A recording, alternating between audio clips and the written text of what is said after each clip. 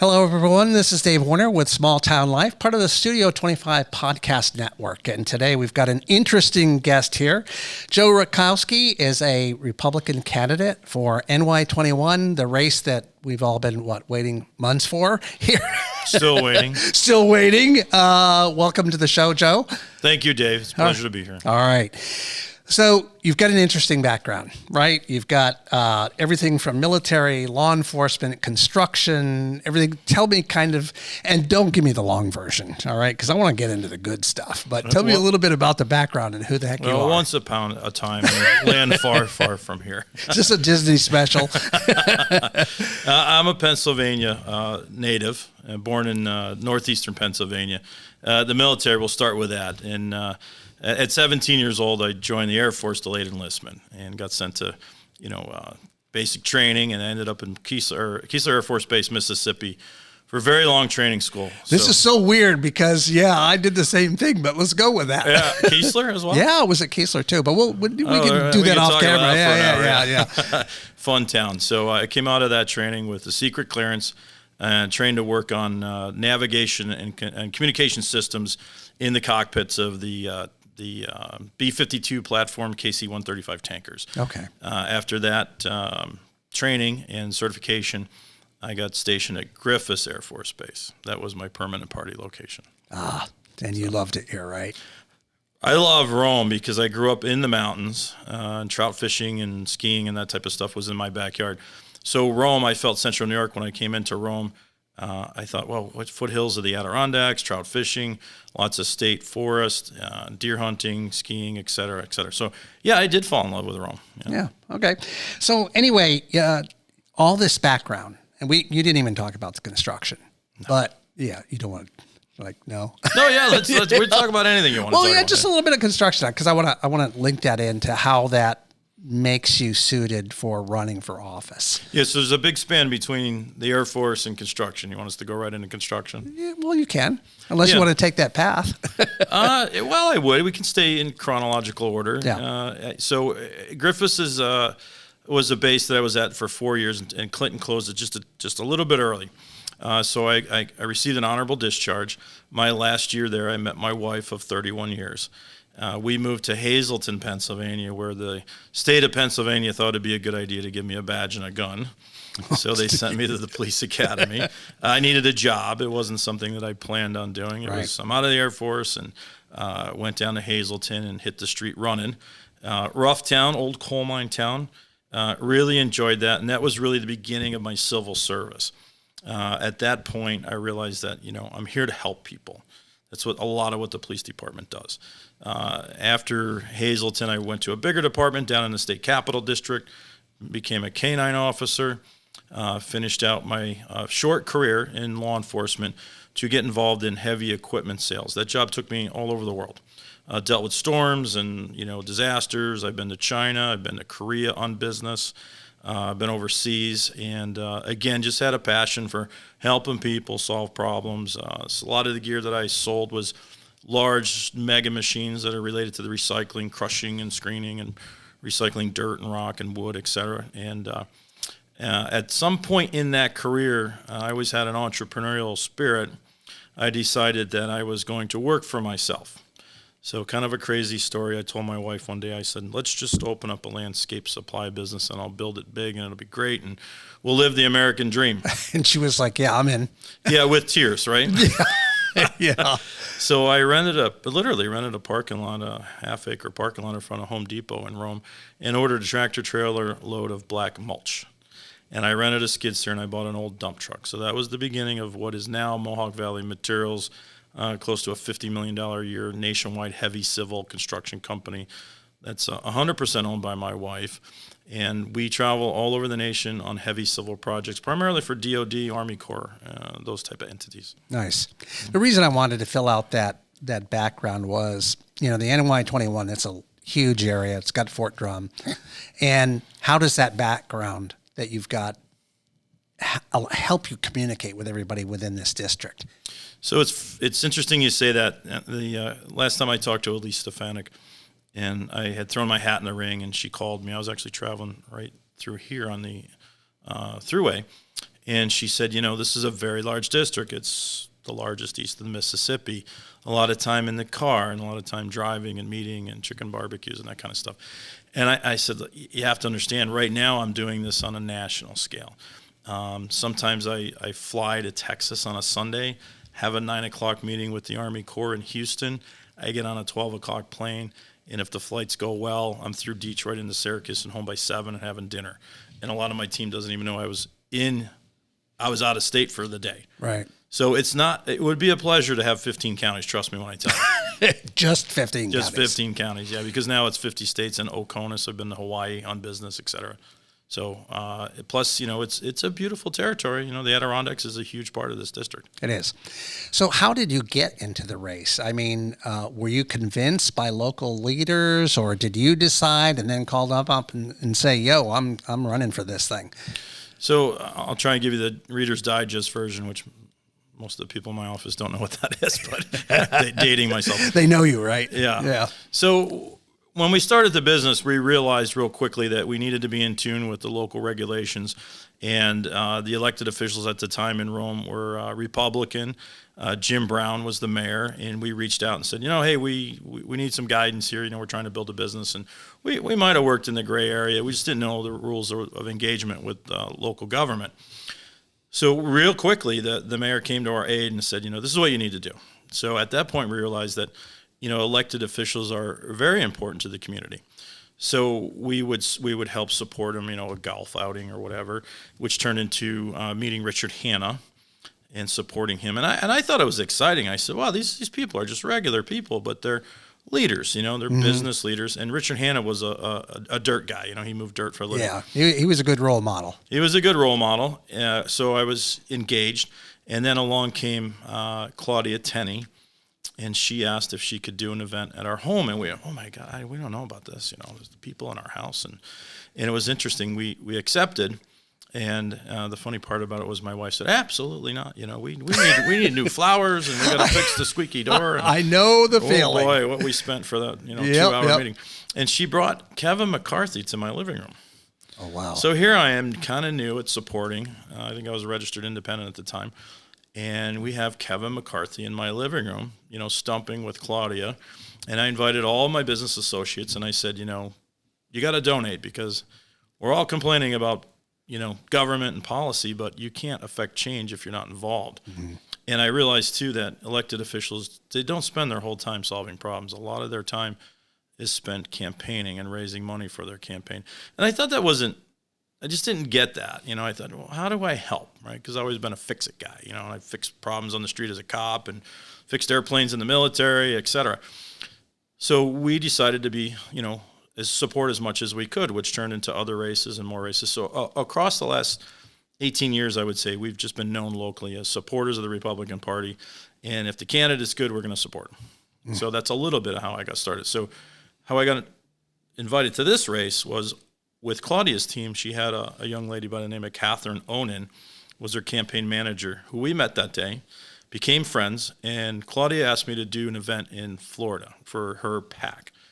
And it was Beth Van Dyne from Texas, Michelle Fishbach from Minnesota, and Claudia. They called themselves the Iron Ladies. Do you know about this? I have not heard that. Yeah. So it was really cool. I was like, oh, okay, these ladies, Iron Ladies, one show. Iron Ladies, yeah. So rock wearing. So she said, can you do something in Florida? And I didn't even know at the time that, that they could raise money out of state. And so I said, yeah, let me look into this. So I reached out to the large developing company down there that has a beautiful facility on the Destin Harbor, condominium complex, and a little bit of a business convention center, and just totally cold called the ownership there. And I said, we have the Iron Ladies, they want to do a fundraiser, and boy, they donated the food and the beverage and the venue.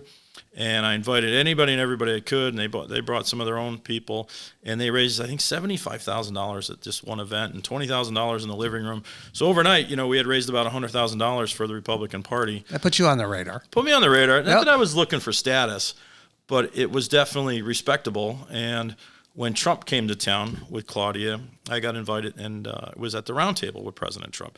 So I've been supporting the Republican Party as much as I was able to afford, right, but also brought in other folks So over the years, we've built that reputation of being, just solid supporters to the party. Yeah. Networking is important to the party. I mean, those connections that you have through business and everything else like that, and getting them to meet, they look for that.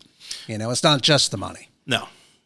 It builds the fabric of the community, because the leaders get to meet with the constituents. The constituents feel that they can reach and talk to the leadership and talk about issues, and sometimes problems get solved. Yeah. So the NY21, Elise Stefanik, she's been here a decade, right? It's a big area. We talked about that.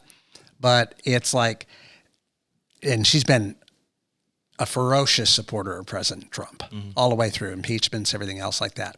How are you going to align with her, what people think about her and what she's done? And are you going to try and differentiate yourself or run the same path, or what do you think?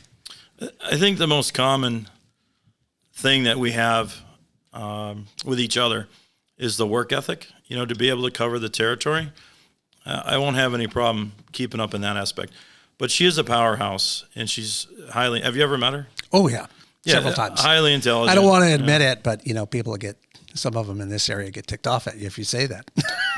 So I'm not that guy. Okay? You're not that guy. I go to these meetings and I meet different folks, and I think any of the chairs would tell you that I'm not bashful about who I know and who I've worked with. And sometimes you'll hear, well, we don't really care for this person or some item from the past.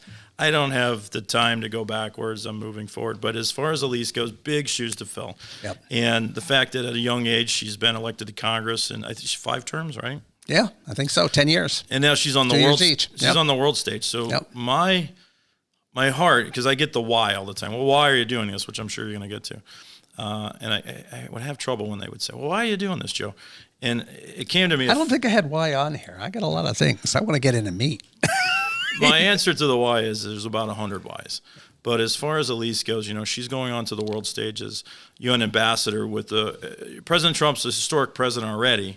This is his last term. I think he's going to do some of the craziest, biggest, most beneficial things to the country that's ever been done.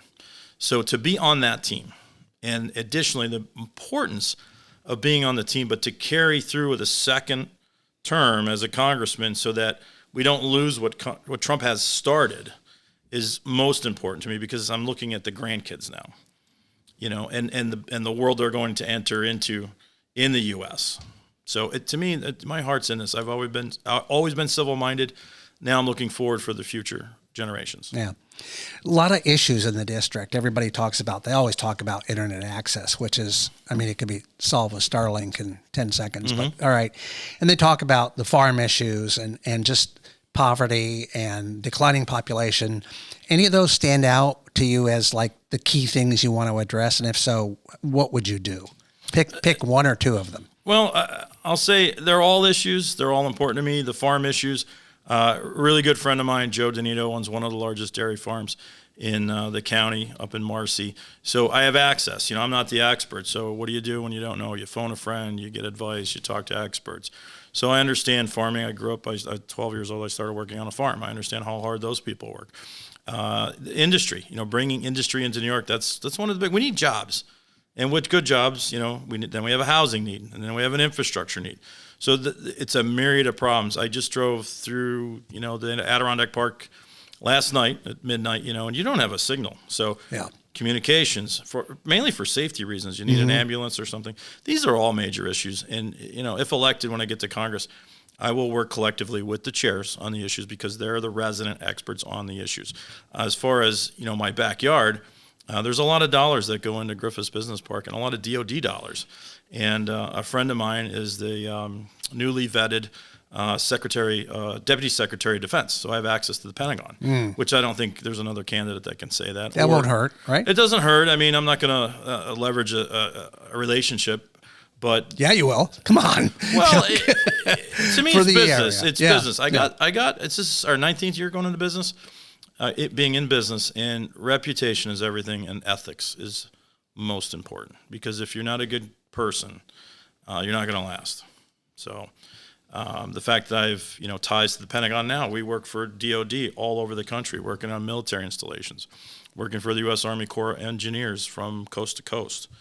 That's important, because I understand how a highway is built, what it should cost, the inefficiencies in some of the contracting that the government puts out. I hope that I get to meet Elon Musk, because I can say, here's a problem and here's a solution. And let's look at DOD, or let's look at the Army Corps. Let's look at FEMA. FEMA's another big one. Very inefficient. You just look at the folks in North Carolina. Yeah. I've been to North Carolina. I visit these places. I've been down to Puerto Rico on storms. I've been to Sandy. And we see the problems, and they could easily be fixed if government would let industry guide them on how to fix problems. You mentioned the Adirondack Park earlier. And so you've really got this diverse district where when people talk about the park, they talk about conservation issues and salt and things like that. How do you balance economic growth, jobs, building companies, and protecting nature at the same time, which typically a lot of people think Republicans don't think about? Yeah, I had a conversation last night with Jerica Manning. She's the Clinton chair, and she brought in one of the chairs from the towns who's a gentleman that's been around for a while and understands the issues. And we were talking about exactly this.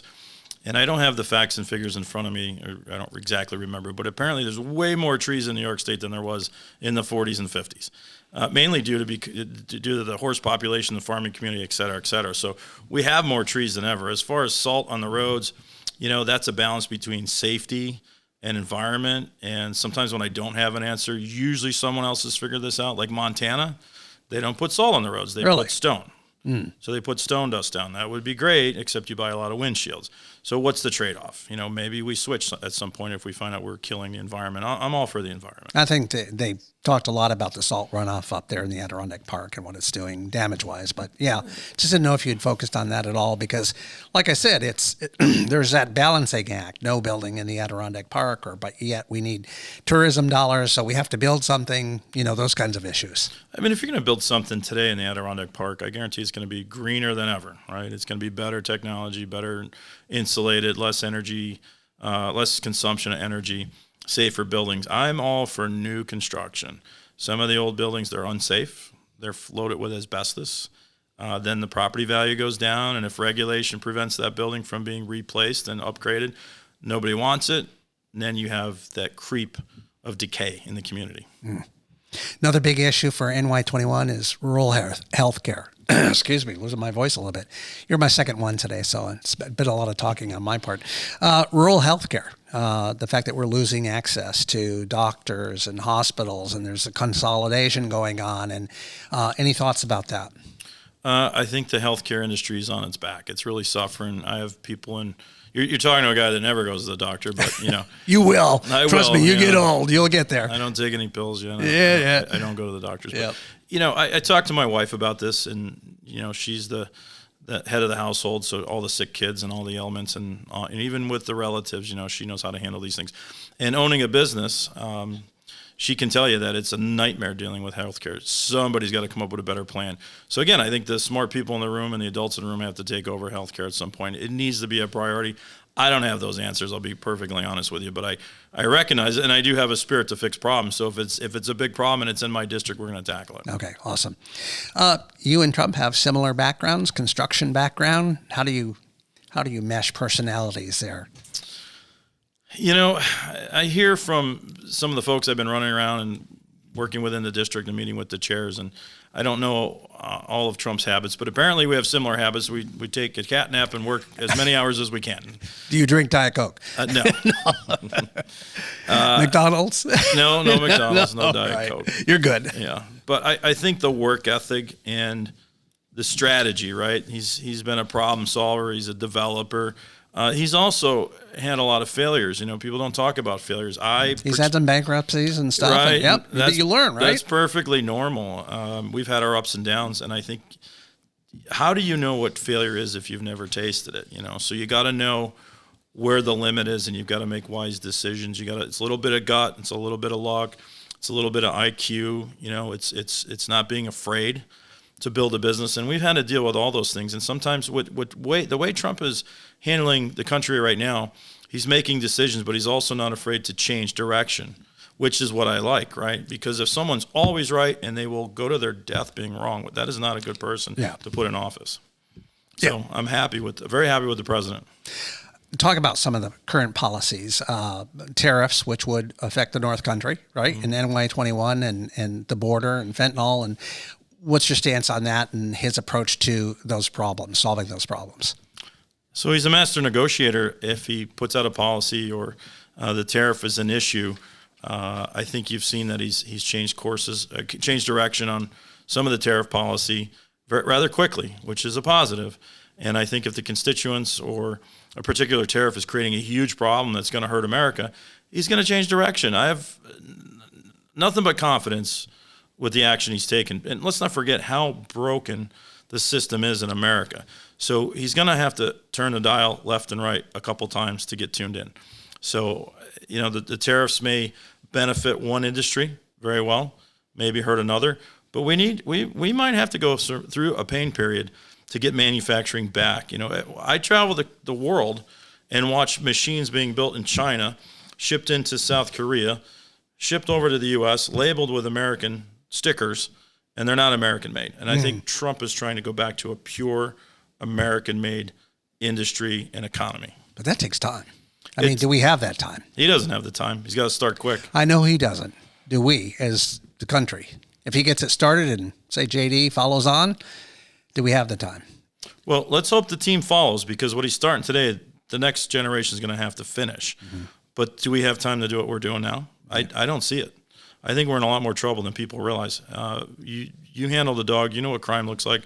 I just had an incident in New Hartford Shopping Center, caught a criminal in the act. I heard about that. Yeah, and I just don't have any patience for that. If it costs me, it costs me. But what's right is right. What's wrong is wrong. We don't have time for America to keep falling backwards on the world stage. We really don't. The district has shifted a little bit as far as a lot of people, and Elise, because she was further up from the North Country kind of area, talked about the North Country a lot.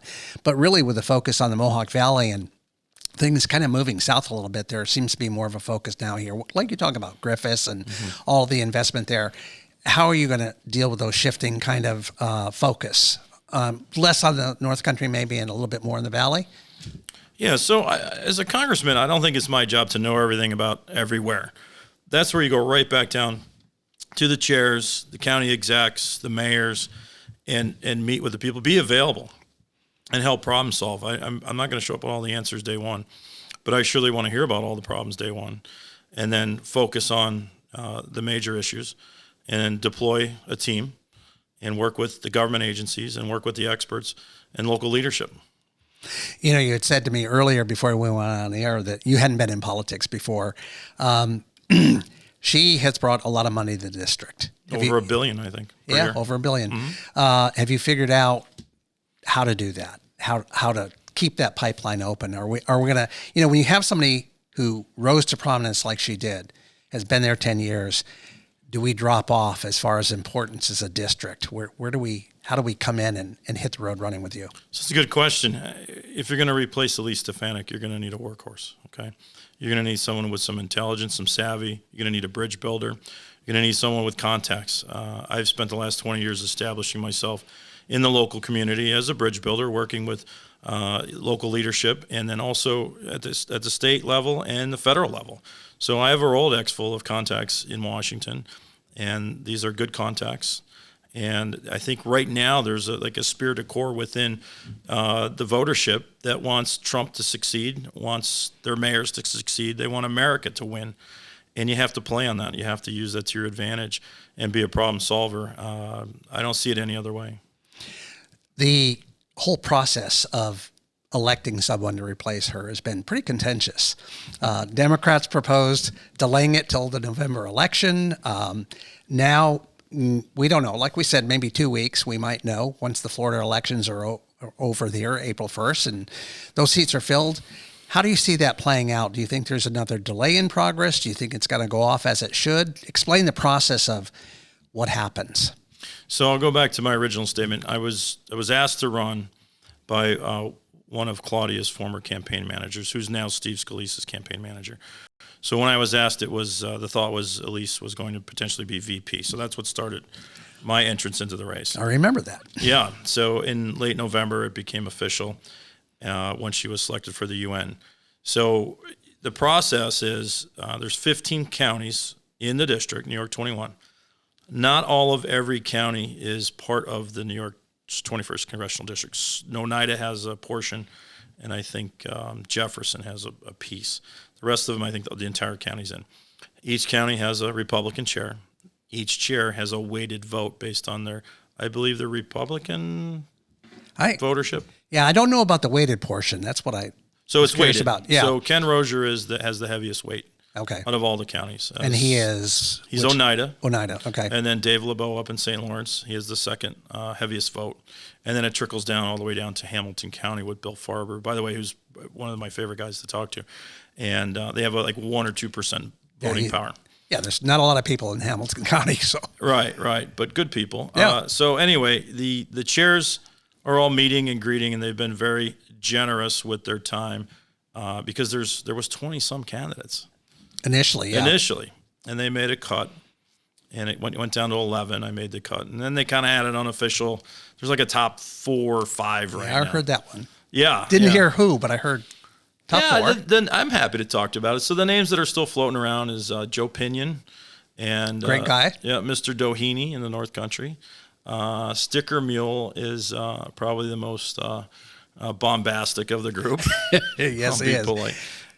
Myself, Dan Steck, Senator Steck, Chris Tagg, and that's more than 4, Liz if Joy. you're counting. Yeah, I think it was a 6 maybe. Yeah. Yes, and then out of that group, there's I would say a strong 3. Okay. What sets you apart from all of those? Most of the chairs are probably not looking for another maybe political entity to end up in this race. I hear some of that. I hear it's very important you live in the district, so I check those 2 boxes. And then self-funding's a big one. The fact that I can put up, I've committed to putting up a minimum of $1 million day one, because really when this thing hits the ground, it's going to be fast, furious. It's going to be like a short fuse. And I don't think Washington's going to show up with a pile of money day one. Yeah. Well, because they think it's a Republican district, and why spend the cash, right? But it's still going to take money to get your name out there.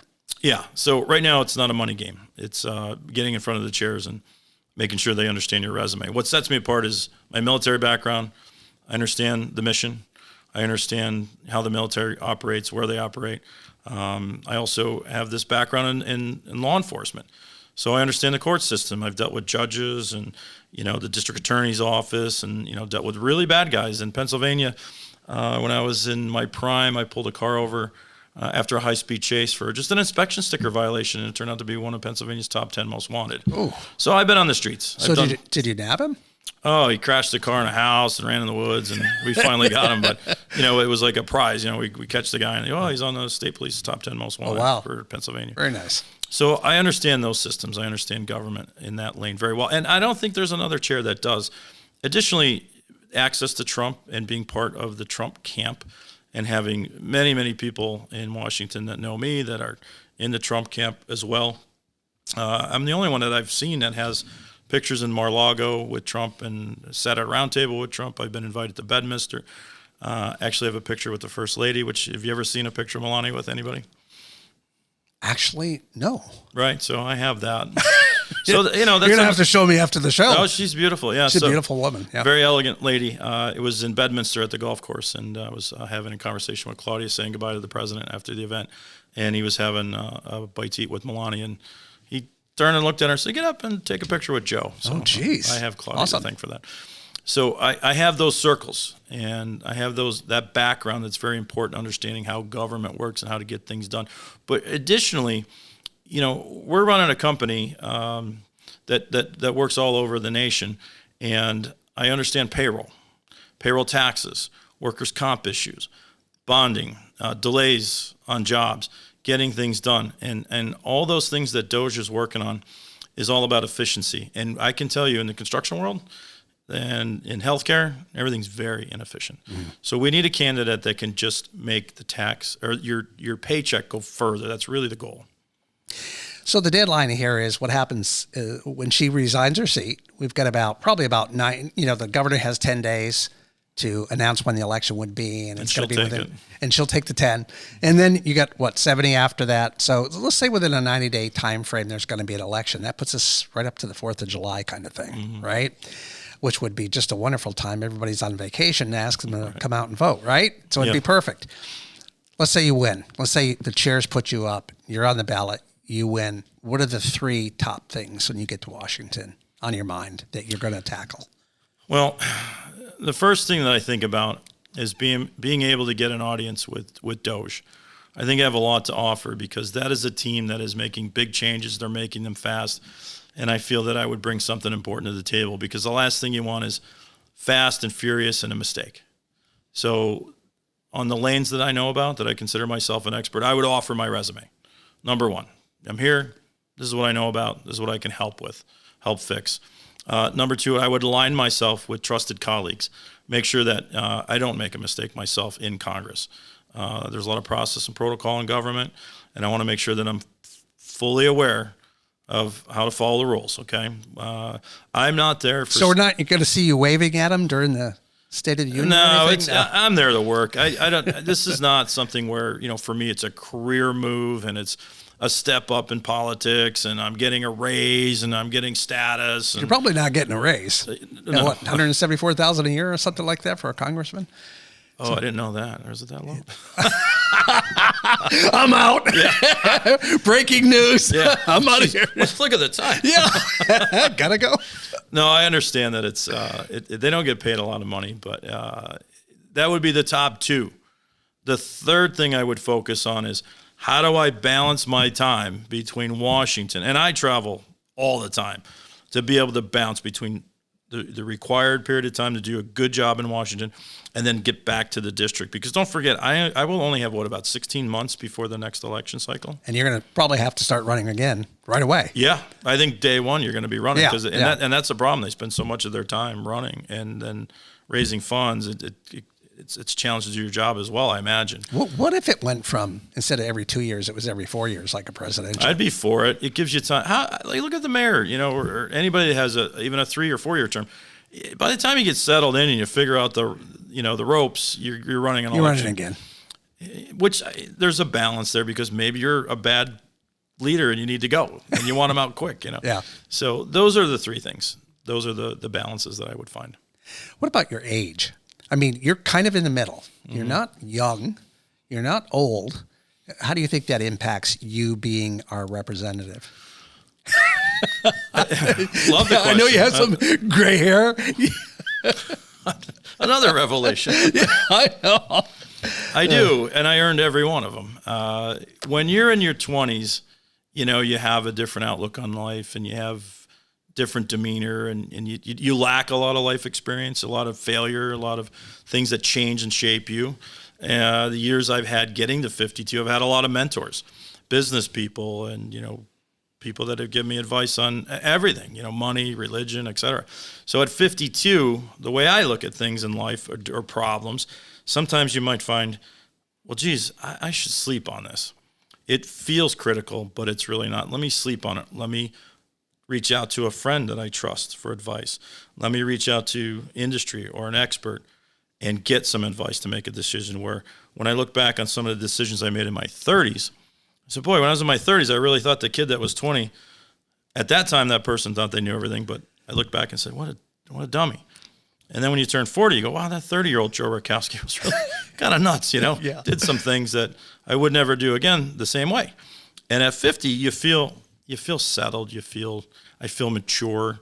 I feel like I've got a good head on my shoulders. I can make solid decisions, and I've got a Rolodex second to none between political folks, business folks, banking industry, all the things that matter that I get up and all the places I have to go in a day and deal with. I've got incredible resources to help me get through each day and make solid decisions. Okay. 2 final questions. One would be to the voters. This is considered a Republican district, but you want to appeal to everybody. You're representing everybody. What would be your kind of final message to them about you running, and why, even if they weren't a Republican, why would they vote for you? Well, I'm not someone that goes on offense just because someone has a different opinion. And I don't think I've heard this, and I wonder if it's true. A long time ago in Congress, I believe the Democrats and the Republicans sat amongst each other maybe, would be more likely to have lunch together. And maybe the decision making was a little bit easier because they were a little more compelled to work with their colleagues, as opposed to one group on one side, the other on the other side. And, you look at ESPN and you see it's split down the middle, Right down and the middle. and they act that way. So I'm one that would say, boy, how do we work together? Because there's a lot of like-minded people, but because of the designation and designation only, I think it prohibits a lot of work from getting done. So I would like to try and work. My goal would be to get government to work better with itself. It's very broken. It's very inefficient. A lot of egos. Okay, if I could kill anything, I would kill ego, right? Because we're all making decisions based on how we feel and we want to beat our chest. That needs to be minimized. We need to make solid decisions and be a little more humble with each other. But don't get me wrong. I mean, I've been a street fighter as a young guy, and I've kicked in a lot of doors, and I've caught a lot of bad guys, and I know how to fight too. But at 52 years old, I think we've got cooler heads prevail. Let's go in and make some good policy and make some changes while we have a really good president. How about to the county chairs? I know you've been talking to all of them, but what would your final appeal be to them as far as, okay, I'm sitting here, I've talked through a lot of issues. I really want to be the guy. How I feel about that is, when I first got into this, I thought, I hope that we get a broad range of folks that are running for this candidacy. Because in business, when I bid a big job and I have to go out and find a team of subcontractors to maybe do the things I don't do, to do this work that's out there on the street, the more candidates I get that want to work for me, the better the bid process goes and the better the job goes when I win it. It's kind of the same. If the chairs, they had 20-some candidates, they narrowed it down. They've got a solid, 6 candidates now. I want them to use democracy and pick the best candidate, and I don't want them to fear any repercussions. Pick the best candidate and use your power to do that. That is my message to the chairs. And if it's not Joe Rutkowski, I'm going to wake up and I'm going to go back to construction and I'm going to support whatever candidate they put up. And that's truly how I feel. That's I was going to ask. Are you going to support whoever they pick? Yeah, absolutely. Yeah. Absolutely. Awesome. Appreciate your time, Joe. It's been awesome. It's been a lot of fun. Thank you so much. You're welcome. Thank you, everyone, for tuning in to Small Town Life. We will see you next time.